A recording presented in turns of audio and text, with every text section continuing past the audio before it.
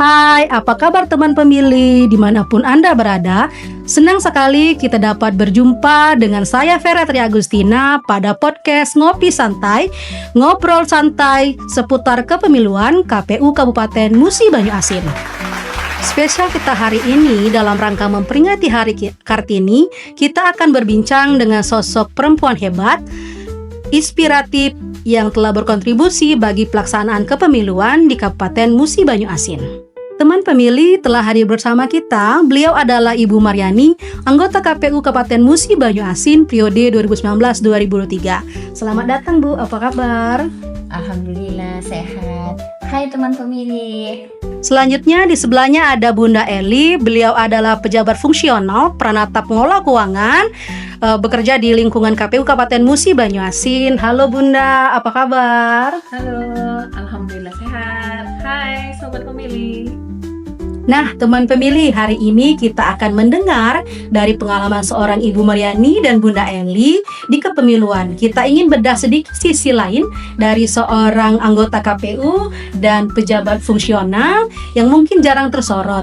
Bu dan Bunda, saya mau nanya nih, setelah pasca sebagai penyelenggara pemilu, untuk Ibu Maryani dulu, kegiatan atau aktivitas apa saja Bu yang dikerjakan? Oh ya, terima kasih Fer. Setelah Ibu Purnabakti di KPU Kabupaten Musi Banyu Asin, karena Ibu PNS, Ibu kembali lagi ke dunia kerja lama, yaitu kembali ke PNS di Dinas Kesehatan. Oh ya Bu ya, berarti Ibu setelah pasca penyelenggara pemilu, berarti Ibu kembali lagi ke PNS-nya bekerja. Setelah itu Purnabakti Ibu mungkin sekarang sudah pensiun belum Bu? Kira-kira? Oh iya, iya Fer, kemarin kebetulan setahun setelah bekerja PNS kembali, Ibu ngambil ini, Pak Dini, jadi pensiun dini. Oke. Kalau Bunda nih, apa sih pengalaman Bunda di lingkungan KPU Kabupaten Musi Banyu Asin pada pasca penyelenggara pemilu? Pengalaman saya untuk rutinitas sebenarnya masih sama antara pasca dan pas pada saat pemilu. Itu bedanya mungkin sekarang tidak terlalu padat seperti pada saat pemilu, tetapi rutinitas sehari-hari masih disibukkan dengan tentang pengelolaan keuangan. Nah Bunda, berarti dalam penyelenggaraan pemilu Bunda kegiatannya repot dan tidak repot ya, kembali lagi ke pengelola keuangan. Tapi saya kira itu masih tetap dianggap repot Bun. Ya setiap hari rutinitas, ya kan? Ya betul. Jadi kalau perbedaannya kalau lagi pemilu itu, kalau untuk rutinitas di bidang keuangannya mungkin agak lebih padat aja Bu Vera, karena mungkin banyak berhubungan dengan pihak luar, dengan pembayaran badan ad hoc, kemudian untuk pembayaran ke penyedia, mungkin kontrak. Kalau misalnya untuk pasca pemilu, paling rutinitas sehari untuk operasional, kemudian untuk pembayaran gaji komisioner, gaji pegawai dan sebagainya. Mungkin seperti itu. Oke. Bu Maryani dan Bunda Eli, publik mengetahui bahwa kerja pemilu, penyelenggara pemilu kita ini sangat padat Bu. Apalagi Ibu Maryani dalam periode 2019-2023, Ibu sebagai penyelenggara pemilu, bagaimana sih cara Ibu membagi waktu antara kegiatan saat tahapan pemilu yang bisa sampai subuh dan peran sebagai ibu rumah tangga Bu? Oh ya, makasih Fer. Kita terutama sebagai perempuan, jadi perempuan itu memang perempuan itu hebat, terutama ibu-ibu yang sedang bekerja nih. Karena selain kita memang harus membagi waktu antara pekerjaan di kantor yang harus profesional, yang apalagi kita waktu tahapan 2019-2023 kemarin itu cukup padat. Begitu masuk tahapan, bisa-bisa kita pulang sampai pagi atau bisa nginep. Nah, untuk bagaimana cara membagi waktu dengan keluarga, kita sebagai istri dan sebagai ibu dari anak-anak itu memang harus pintar-pintar bagaimana cara masak ya. Jadi kalau masak memang harus banyak, inilah dunia modern. Nah, jadi kita manfaatkan dengan teknologi yang canggih, ada kulkas, sehingga begitu masak kita sudah langsung packing untuk beberapa hari. Oke. Sehingga walaupun suami kita tinggal, anak-anak kita tinggal di rumah, tetapi mereka tetap merasakan masakan ibunya itu ada. Meskipun berarti Bu ya, meskipun dalam tahapan penyelenggara pemilu, tugas sebagai seorang ibu tetap kita jalankan ya Bu ya. Ya. Iya, berarti memanage waktu jadwal untuk memasak, untuk kegiatan sebagai warga negara, penyelenggara negara, kan berarti berbagi-bagi ya Bu ya. Ya. Oke, kalau Bunda nih gimana Bun? Kita kan rekan kerja nih ya kan, untuk penyelenggara pemilu Bunda bagaimana berbagi kegiatannya antara Bunda yang sibuk ngurus anak, ngantar anak sekolah, terus dengan penyelenggara pemilu kita ya tahu sendiri Bun, kita sampai malam subuh-subuh gitu sama-sama tidur di kantor, ya gimana itu Bunda?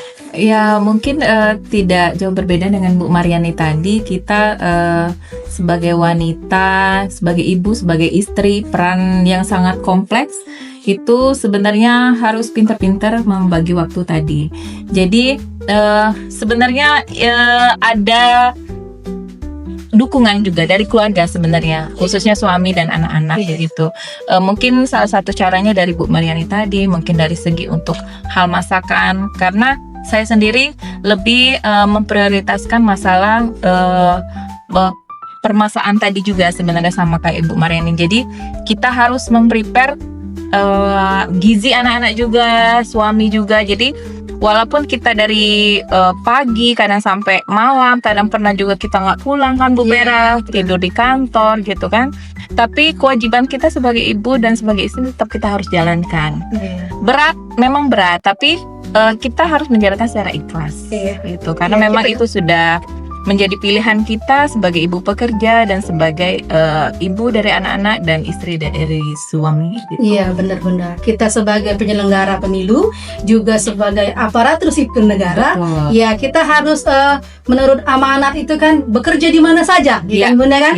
Iya benar sekali. Mungkin ada cerita unik Bunda dengan Ibu Mariani, kira-kira ketika pada saat penyelenggara pemilu mungkin anak-anak ikut repot atau keluarga ikut repot ketika ibunya sibuk ngurus negara, gimana itu tanggapannya?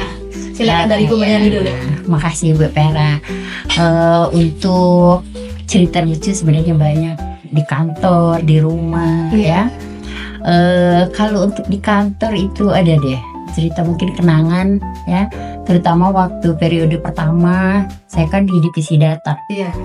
Data itu dari sebelum pemilu, apalagi begitu masuk tahapan dan pasca itu full ya, sampai kadang-kadang koper itu enggak kosong gitu ya. Iya, jadi DL kemana-mana. Nah terus juga kita ini kan apalagi pas di hari H pemilu ngumpulin data, itu ada pengalaman lucu. Jadi mungkin ya namanya juga kita lagi sibuk-sibuk ya. Itu ada saya tuh tidur di bawah meja. Kebetulan ada paparazi. Itu cerita lucu banget nih. Kita tidur di bawah meja, terus ada yang moto, "Bu, ini foto siapa?" Waduh, itu benar-benar pengalaman lucu. Dan juga saya sebagai wanita nih, terutama kan 2 periode itu 4 berarti cowok, saya satu-satunya wanita. Itu yang mulanya sebelum kita masuk ke komisioner, waduh ini teman saya perempuan sendiri nih. Ternyata begitu masuk enak loh, ternyata kita itu kayak dimanja sama teman-teman gitu juga, staff seluruh, pokoknya kita seperti keluarga besar. Begitu di tahapan. Nah ini mungkin pengalaman kerja yang mungkin tidak kita dapat di tempat lain, terutama di kita full waktu mungkin siang malam sampai bawa bantal, bawa kasur itu di ruang kerja. Mungkin itu Bu Vera ya untuk pengalaman. Dan untuk dukungan keluarga juga ya pastinya dukungan suami dan dukungan anak-anak. Karena pas kita misalnya kita kerja sampai nggak pulang atau kita bahkan pulang jam 1 malam, kalau nggak ada dukungan keluarga mungkin ya kita nggak bisa ngejalanin gitu. Nah Ibu tadi kan bilang adanya ruang lingkup laki-laki ya Bu ya, berarti didominasi laki-laki lingkup kerja Ibu. Bagaimana sih pengalaman Ibu saat memimpin dan mengambil keputusan krusial di tengah dominasi itu. Bukan ibu kan cewek sendiri nih, itu wanita satu-satunya dari keempat komisioner yang lain. Nah, gimana itu Bu? Untuk dalam mengambil keputusan nih, kalau saya pribadi, saya orangnya lebih terbuka kepada teman-teman, dan terutama prinsip saya, kalau memang itu tidak sesuai dengan hati nurani, biasanya saya sampai saya nggak ikut tanda tangan. Itu yang paling ini ya. Nah, iya yang paling krusial. Tetapi alhamdulillah di 2 periode kita semua kompak, dan apapun misalnya perbedaan pendapat itu hal yang biasa. Di dalam rapat itu biasa kita adu argumen sampai istilahnya tonjok-tonjokan, bukan berarti tonjokan fisik gitu, tetapi kita untuk istilahnya adu argumen bagaimana pendapat kita dan pendapat teman-teman, sehingga dalam suatu keputusan itu didapatlah keputusan yang terbaik. Oke. Kalau Bunda Eli gimana tuh alur cerita lucunya atau kesan-kesannya ketika pengalaman kita penyelenggara pemilu? Aduh, banyak sekali Bu Vera. Pengalaman mungkin yang terakhir aja ya, mungkin pemilu yang terakhir kemarin, mungkin saking padatnya tahapan pemilu yang makin bertumpuk-tumpuk dan dikejar-kejar. Kebetulan kami di keuangan itu dikejar untuk pembayaran gaji badan ad hoc. Iya. Jadi pada saat itu sampai saya itu lupa besok itu Lebaran Bu Vera. Aduh. Jadi saya sampai lupa saya belum belanja ini itu gitu kan. Iya. Sambil berkontakan terus dengan Bapak Ropi selaku pejabat pembuat komitmen pada saat itu. Jadi kami tuh sampai ketawa sendiri. Dek, besok itu tuh Lebaran loh, Dek. Kita belum belanja. Kita masih ngurusin badan ad hoc. Yang saking kan totalitasnya untuk memberikan yang terbaik untuk pemilu gitu, untuk penyelenggara pemilu. Tapi tetap kewajiban dilakukan. Setelah selesai langsung kami belanja ke pasar dengan Pak Ropi pada saat itu. Sampai saking sibuknya tadi Bu Vera, jadi lupa pada saat itu puasa gitu kan, energi terkuras habis dikejar ini itu kan, banyak tagihan ini itu juga. Cuman sebenarnya itu tuh dinikmatin dan dilakukan dengan ikhlas sebenarnya, walaupun kadang sempat juga jatuh sakit gitu kan ini, tapi ya itu tadi karena memang semangat kita sebagai penyelenggara pemilu untuk biar pemilu tuh lancar dan aman gitu. Oke. Nah, apa tips dari Ibu dan Bunda untuk teman pemilih, khususnya perempuan-perempuan, agar mereka berani bersuara dan mengambil peran penting di masyarakat? Ya, Bunda dulu atau Ibu mana ini boleh? Baik. Kalau sebenarnya tips dan trik itu sekarang kan perempuan-perempuan Indonesia ya khususnya kan sekarang tidak ada lagi perbedaan yang signifikan antara laki-laki dan perempuan. Jadi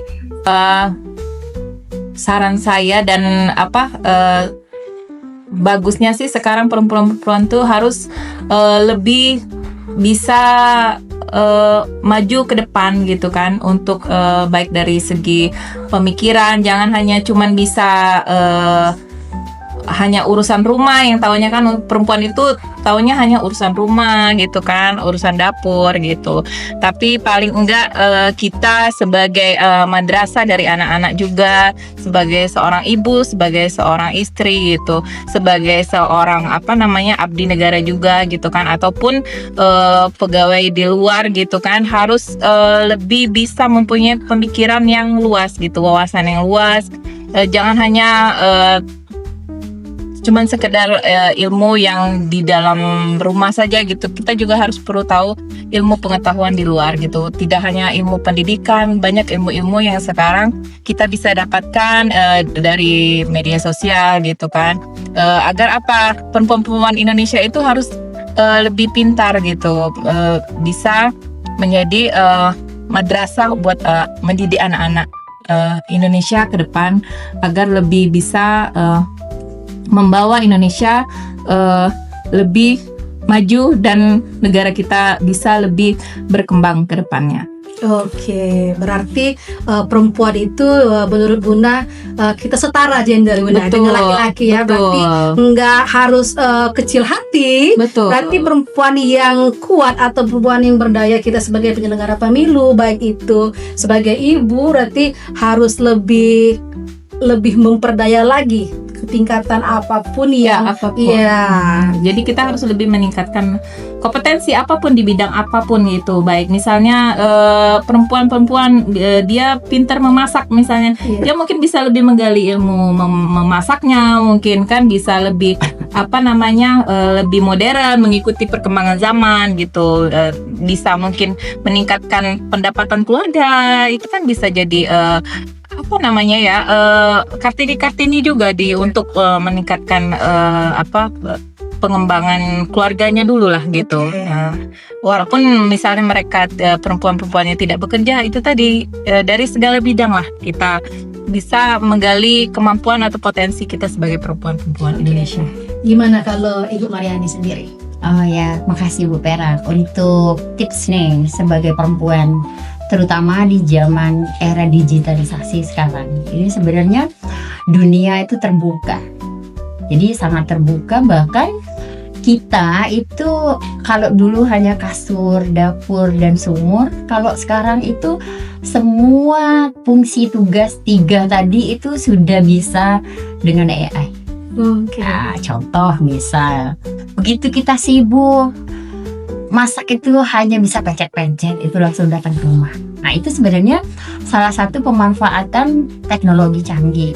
Nah, bagaimana kita memanfaatkan AI di zaman modern ini? Sebenarnya sebagai perempuan itu sangat hebat.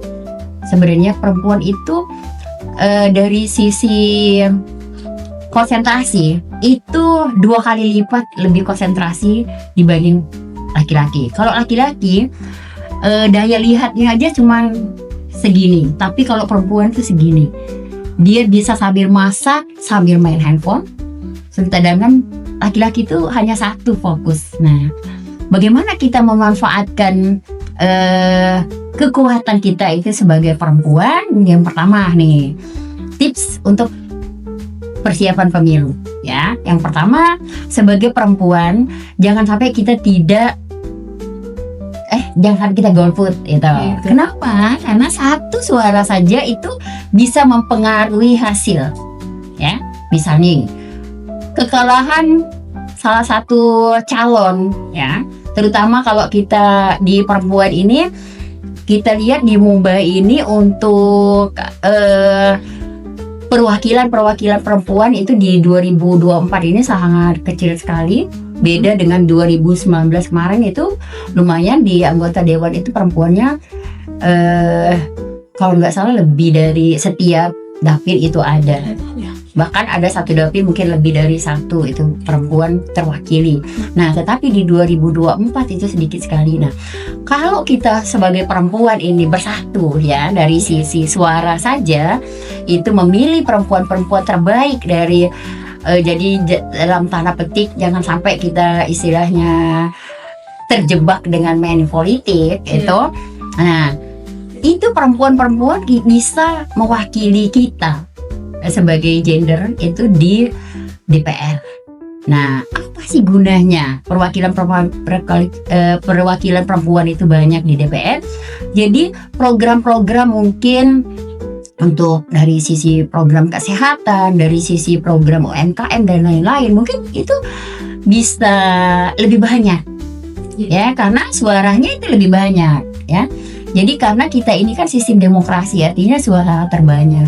Nah, jadi kalau saya tips saya paling tidak sebagai perempuan kita itu wajib memilih, dan itu adalah hak dan kewajiban kita, karena hak itu hanya satu loh. Ya, tidak boleh kita misalnya menggunakan hak 2 kali itu. Jadi sayang kita tidak mempergunakan. Jadi karena kemajuan suatu daerah atau bahkan bangsa itu tergantung dari bagaimana kita memilih perempuan, memilih pemimpin kita untuk maju ke kancah baik dia di daerah bahkan kancah nasional. Nah, kemudian kita juga sebagai perempuan itu, kenapa saya bilang perempuan itu lebih hebat dan perempuan itu tangguh? Kita sebagai panutan dari anak-anak kita. Nah, kita juga bisa mengarahkan putra-putri kita bagaimana mereka itu harus tetap memilih, harus tetap datang ke TPS.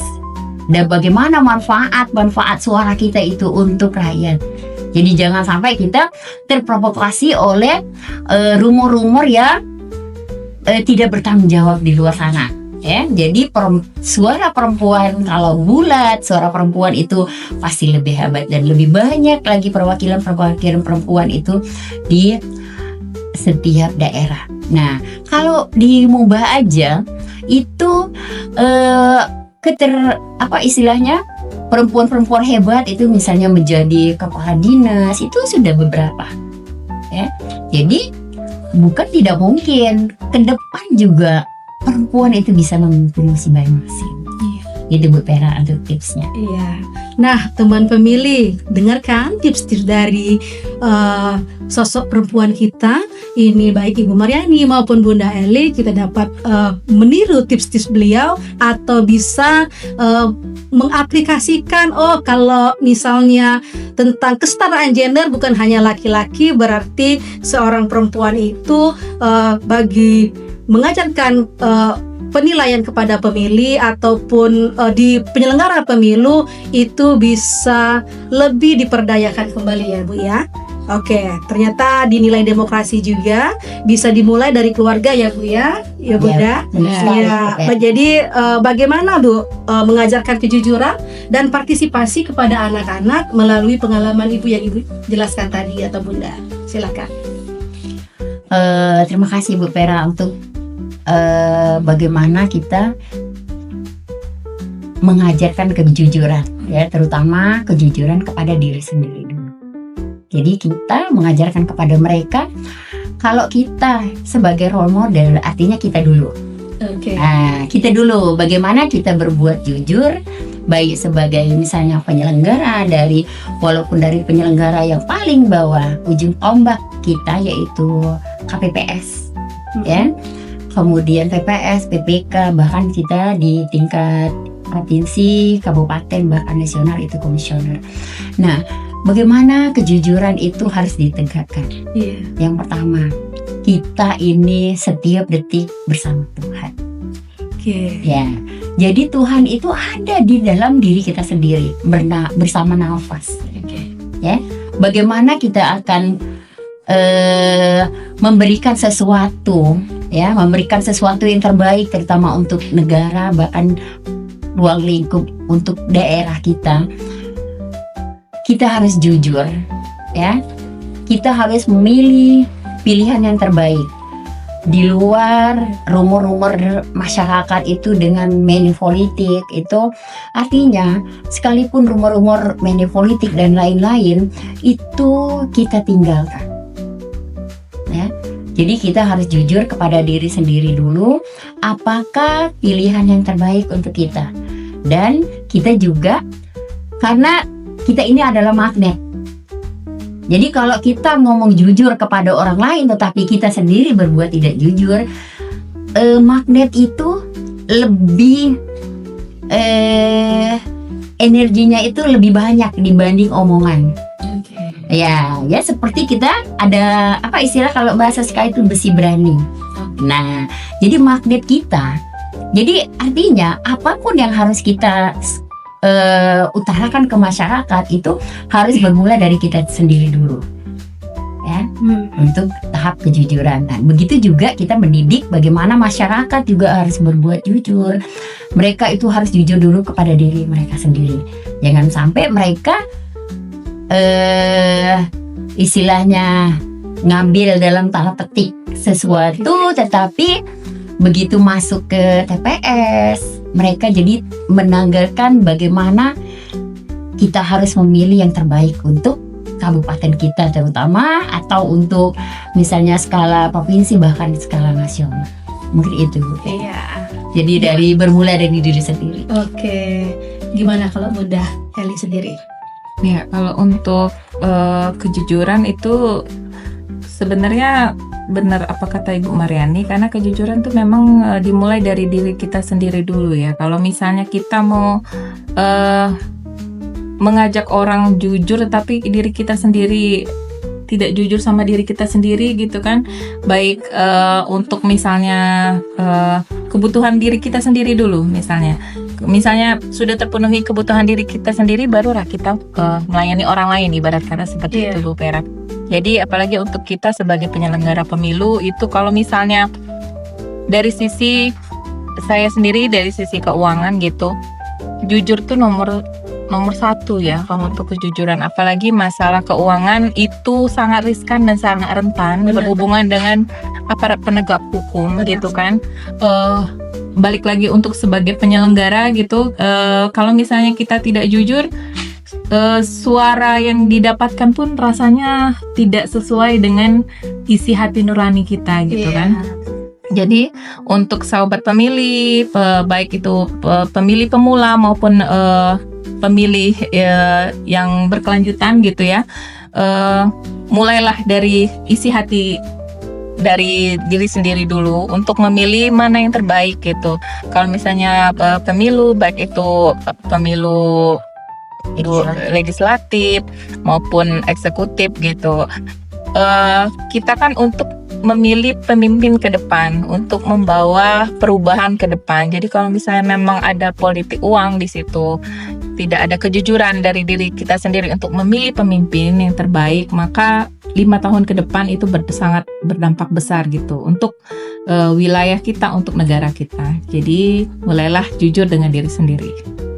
Nah, Gitu. berarti dalam mengajarkan kejujuran dan partisipasi, baik itu untuk kita sendiri ya Bunda sama Ibu, itu juga kita untuk anak-anak, itu kita dari diri sendiri dulu. Kita Betul. tunjukkan dulu contoh dulu ya kepada diri kita sendiri, biar anak-anak bisa mencontohkan dengan pengalaman kita ya Bu ya. Nah, luar biasa sekali ya Bu ya. Ternyata peran perempuan di kepemiluan bukan sekedar pelengkap, melainkan penggerak utama yang membawa nilai-nilai kejujuran di lingkungan keluarga hingga di bilik suara. Nah, terima kasih teman pemilih kepada Ibu Mariani dan Bunda Eli sudah berbagi inspirasi bahwa perempuan punya kapasitas penuh untuk mengawal kedaulatan pemilih. Semangat Kartini ini semoga terus menyala di setiap tahapan demokrasi kita. Nah, Bunda Eli maupun Ibu Mariani, mungkin closing statement kita atau pesan atau kesan kepada teman pemilih sebelum kita tutup, persilakan. Saya sebagai penyelenggara di periode 2019-2003 menghimbau kepada semua teman pemilih, sebentar lagi kita juga akan memilih pemimpin kita di 2029 sampai 2030.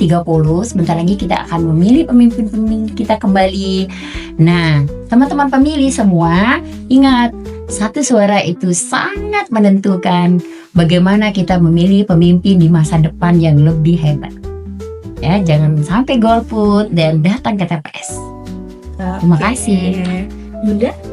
Baik, mungkin kepada sobat pemilih sekalian, untuk menjadi perempuan-perempuan Kartini di masa depan itu haruslah lebih bijak dalam memberikan suara. Satu suara itu sangat berarti dalam menyumbang kemajuan negara Indonesia. Mungkin bagi perempuan-perempuan Indonesia lebih aware lagi terhadap suara, memberikan suara ke pemilu berikutnya. Terima kasih. Nah, teman pemilih, itulah akhir perbincangan kita hari ini. Saya Peretri Agustina, undur diri pamit. Selamat Hari Kartini dan sampai jumpa.